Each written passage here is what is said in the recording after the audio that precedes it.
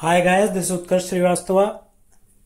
अभी तक हमने जावा में एक्सेप्शन हैंडलिंग के कीवर्ड्स के बारे में बात कर ली थी और समझा था कि हम एक्सेप्शंस को हैंडल कैसे कर सकते हैं।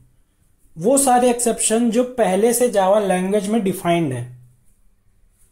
अब हम देखेंगे कि हम खुद के एक्सेप्शन कैसे बना सकते हैं, यानी यूजर डिफाइंड एक्सेप्शंस। तो उसके लिए स्टेप्स क्या हैं? पहला है कि आपकी बनाई हुई क्लास डायरेक्ट या इनडायरेक्ट सब क्लास होनी चाहिए किसी एक्सेप्शन क्लास की।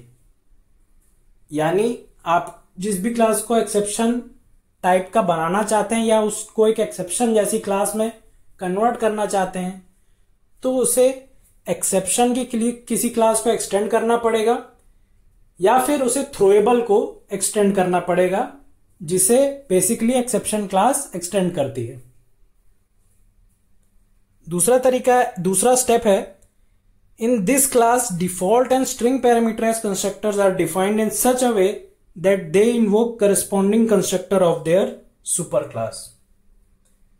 जैसा मैंने आपको इनहेरिटेंस पढ़ाते समय बताया था कि जब आप सब क्लास का ऑब्जेक्ट बनाते हैं तो उसकी पहली लाइन, उसके कंस्ट्रक्टर की पहली लाइन एग्जीक्यूट होने से पहले ही सुपर क्लास का कंस्ट्रक्टर कॉल हो जाता है।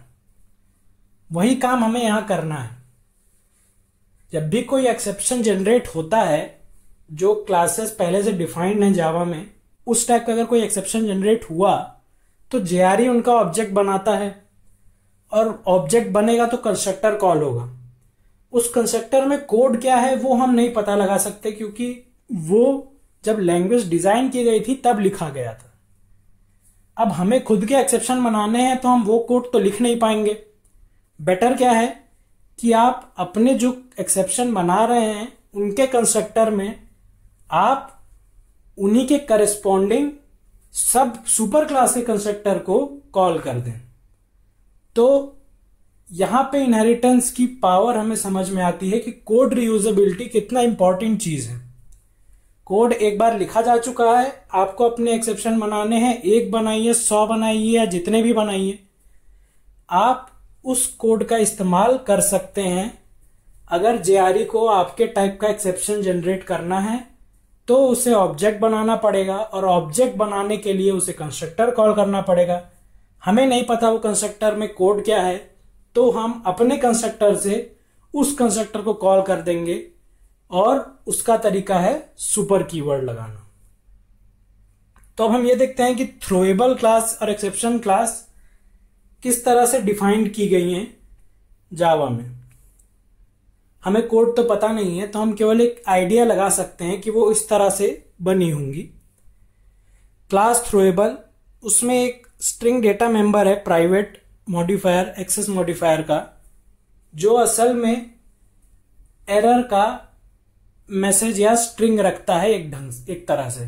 जैसे कोई एक्सेप्शन जनरेट होता है तो क्लास नेम डिस्प्ले होता है, कोलन लगा होता है और उसके आगे मैसेज डिस्प्ले होता है।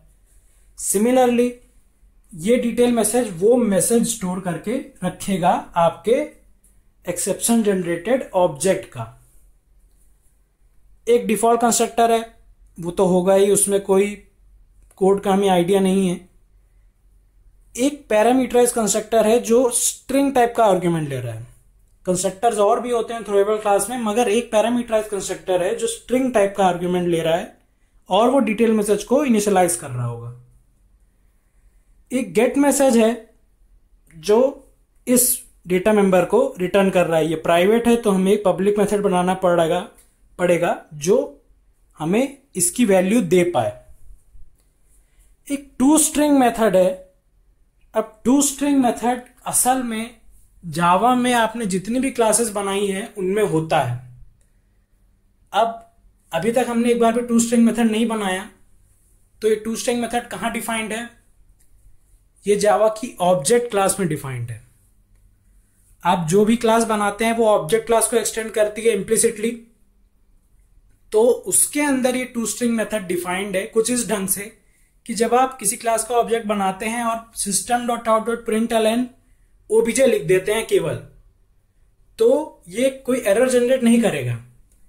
ये बेसिकली उस ऑब्जेक्ट क्लास का टूस्ट्रिंग मेथड कॉल कर देगा आपके बनाए हुए ऑब्जेक्ट के थ्रू, और वो डिस्प्ले क्या करता है, जो डिफाइंड किया गया ऑब्जेक्ट क्लास में वो बेसिकली क्लास नेम डिस्प्ले करता है, एक ऐट लगाता है और आपके डेटा मेंबर्स का एक तरह से मेमोरी एड्रेस डिस्प्ले करा देता है। कुछ इस ढंग से काम करता है वो। एड्रेस हम समझ तो नहीं सकते, तो हम इसका कुछ खास इस्तेमाल नहीं कर सकते हैं। तो बहुत सी क्लासेस इसे ओवरराइड करती हैं और ओवरराइड करने के लिए वो खुद का टूस्ट्रिंग मेथड डिफाइन कर देती हैं, जिससे ऑब्जेक्ट क्लास का टूस्ट्रिंग मेथड हिडन हो जाता है जब आप इस क्लास के ऑब्जेक्ट से टूस्ट्रिंग मेथड कॉल करेंगे। तो सिमिलरली थ्रोएबल ने टूस्ट्रिंग मेथड को इस तरह से चेंज किया है कि वो रिटर्न कर रहा है get class dot get name और डिस्प्ले कर रहा है डिटेल मैसेज। अब गेट क्लास कौन सा मेथड है? जावा में एक क्लास डिफाइंड है जिसका नाम है क्लास, कैपिटल CLASS। उसके अंदर गेट क्लास मेथड एक तरह से डिफाइंड है। असल में ऑब्जेक्ट क्लास के अंदर गेट क्लास मेथड डिफाइंड है, मगर वो रेफरेंस रिटर्न करता है इस क्लास का, कैपिटल CLASS, यानी क्लास वाली क्लास का रेफरेंस रिटर्न करता है।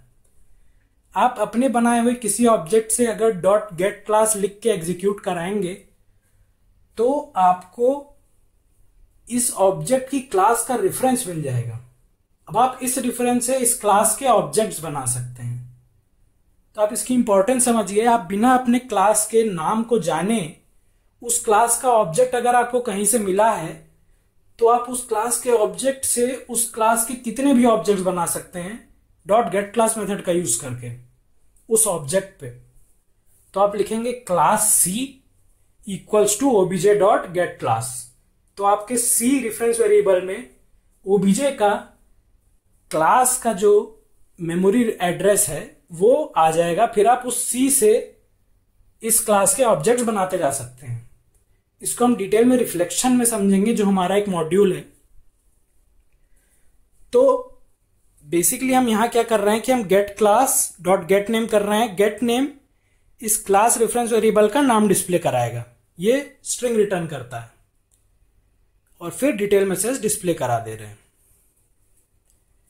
अब एक्सेप्शन क्लास थ्रोएबल क्लास को एक्सटेंड करती है। तो एक्सेप्शन क्लास में जो दो कंस्ट्रक्टर्स हैं वो इस तरह से डिफाइंड होंगे। ये कर रहा है सुपर कॉल, यानी ये थ्रोएबल क्लास का डिफॉल्ट कंस्ट्रक्टर कॉल कर रहा है, और ये कॉल कर रहा है सुपर MSG, जो डिफॉल्ट कंस्ट्रक्टर या फिर थ्रोएबल क्लास का पैरामीटराइज्ड कंस्ट्रक्टर कॉल कर रहा है। तो एक्सेप्शन क्लास में ये दो कंस्ट्रक्टर्स एक तरह से कोड रीयूज कर रहे हैं थ्रोएबल क्लास का। तो आपको भी अगर खुद के एक्सेप्शन बनाने हैं तो आपको एक्सेप्शन क्लास या तो थ्रोएबल क्लास को एक्सटेंड करना होगा, और फिर दो कंस्ट्रक्टर तो बनाने ही पड़ेंगे, एक जो डिफॉल्ट आर्ग्यूमेंट ले रहा है और एक जो स्ट्रिंग आर्ग्यूमेंट ले रहा है, और उनके करस्पॉन्डिंग कंस्ट्रक्टर सुपर क्लास का कॉल कर दे रहा है। बाकी सारे मेथड आप इनहेरिट कर लेंगे सुपर क्लास से, और फिर JRE उनका इस्तेमाल कर सकता है आपके एक्सेप्शन के ऑब्जेक्ट जनरेट करने में और उन्हें इस्तेमाल करने में।